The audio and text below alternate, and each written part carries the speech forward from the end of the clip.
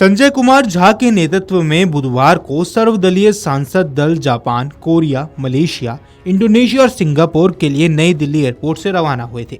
इन देशों की यात्रा पर रवाना होने से पहले सांसद संजय झा ने कहा कि हमारा प्रतिनिधिमंडल इन देशों में जाकर दुनिया को यह बताना चाहता है कि पाकिस्तान आतंकवाद के सहारे जिंदा है। जेडीयू सांसद संजय कुमार झा के नेतृत्व में सर्वदलीय प्रतिनिधिमंडल यानी डेलीगेशन ऑपरेशन सिंदूर के माध्यम से आतंकवाद के खिलाफ भारत के संकल्प को बताने के लिए 5 देशों के दौरों के तहत गुरुवार तड़के टोक्यो पहुंचा। संजय झा के नेतृत्व में जापान पहुंचा भारत का प्रतिनिधिमंडल का भारतीय राजदूत ने स्वागत किया। प्रतिनिधिमंडल में विभिन्न राजनीतिक दलों के प्रतिनिधि शामिल हैं, जिसका उद्देश्य जापान, इंडोनेशिया, मलेशिया, कोरिया, गणराज्य और सिंगापुर के नेताओं के साथ विचार विमर्श करते हुए 22 अप्रैल के पहलगाम आतंकी हमले पर भारत की प्रतिक्रिया और सीमा पार आतंकवाद के खिलाफ भारत की व्यापक लड़ाई के बारे में अंतर्राष्ट्रीय भागीदारों को जानकारी देना है। वहीं टोक्यो पहुंचकर प्रतिनिधिमंडल पूरे एक्शन में नजर आया। टोक्यो पहुंचते ही जेडीयू सांसद संजय कुमार झा के नेतृत्व में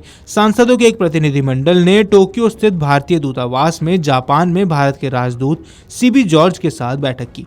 गौरतलब है कि इस प्रतिनिधिमंडल में विभिन्न राजनीतिक दलों के सांसद शामिल हुए हैं, जिनमें भाजपा सांसद प्रदन बरुआ, ब्रिजलाल, डॉक्टर हिमांग जोशी और अपराजिता सारंगी, तृणमूल कांग्रेस सांसद अभिषेक बैनर्जी, सीपीआईएम सांसद जॉन ब्रिटास और पूर्व राजदूत मोहन कुमार शामिल हैं। यात्रा पर रवाना होने से पहले संजय झा ने आगे कहा था कि प्रधानमंत्री नरेंद्र मोदी ने 7 संसदीय प्रतिनिधिमंडल दुनिया के अलग अलग देशों में भेजे। हमारा दल जापान, दक्षिण कोरिया, इंडोनेशिया, मलेशिया और सिंगापुर जा रहा है।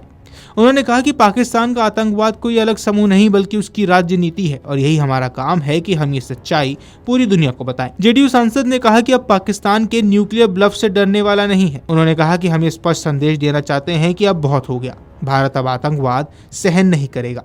इसके साथ ही सिंधु जल संधि पर बोलते हुए उन्होंने कहा कि 1960 में जब संधि हुई थी तो मान लिया गया था कि भारत पाकिस्तान में सौहार्दपूर्ण संबंध रहेंगे, लेकिन अब हालात बदल चुके हैं। वहीं भाजपा सांसद ब्रिजलाल ने कहा कि हम पाकिस्तान को एक्सपोज करेंगे, हम पाकिस्तान को आतंकिस्तान कहते हैं। आगे उन्होंने कहा कि पहलगाम की घटना के बाद हमने ऑपरेशन सिंदूर चलाया, हमने उनके आतंकी ठिकानों को बर्बाद किया। हमें पूरी दुनिया में पाकिस्तान को एक्सपोज करना है और उसी के लिए हमारा प्रतिनिधिमंडल जा रहा है। भाजपा सांसद डॉक्टर हिमांग जोशी ने भी कहा कि ऑपरेशन सिंदूर और उसके जो परिणाम थे उसे पूरी दुनिया ने देखा। उन्होंने कहा कि जो तत्व हमले करवा रहे हैं उनके खिलाफ हमने क्या कार्रवाई की। पीएम मोदी ने आतंकवाद के खिलाफ इस लड़ाई में दुनिया का समर्थन मिला और लड़ाई को और मजबूत बनाने, पूरी दुनिया को इसके साथ जोड़ने के लिए हमारा प्रतिनिधिमंडल अब विदेश जा रहा है। ऑपरेशन सिंदूर के तहत 7 सर्वदलीय प्रतिनिधिमंडल संयुक्त राष्ट्र सुरक्षा परिषद के सदस्य देशों और अन्य साझेदार देशों का दौरा करेंगे।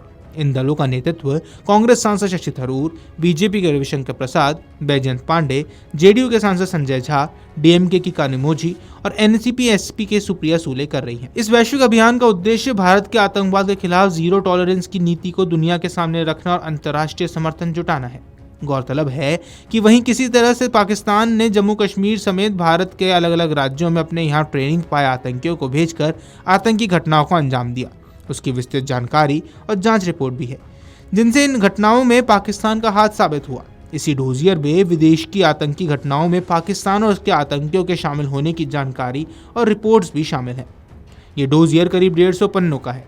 आपको बता दें कि ऑपरेशन सिंदूर और उसके बाद भारत और पाकिस्तान के बीच हुए संघर्ष के बाद नई दिल्ली के रुख से अवगत कराने के लिए प्रतिनिधिमंडल दक्षिण कोरिया, मलेशिया, इंडोनेशिया और सिंगापुर का भी दौरा करने वाले हैं।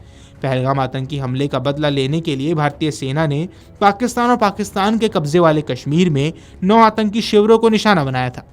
जेडीयू सांसद संजय झा के नेतृत्व में सर्वदलीय प्रतिनिधिमंडल का पहला समूह ऑपरेशन सिंदूर पर भारत के राजनयिक संपर्क के हिस्से के रूप में 5 देशों की यात्रा पर रवाना हो चुका है। इसलिए ये प्रतिनिधिमंडल इंडोनेशिया, मलेशिया, कोरिया गणराज्य, जापान और सिंगापुर का दौरा करेगा ताकि सभी तरह के आतंकवाद से निपटने के भारत के संकल्प की पुष्टि की जा सके। Video desk Amar Ujala dot com. अगर आप ये वीडियो YouTube पर देख रहे हैं तो हमारे चैनल को सब्सक्राइब कर बेल आइकन दबाएं और Facebook पर देख रहे हैं तो हमारे पेज को लाइक करें।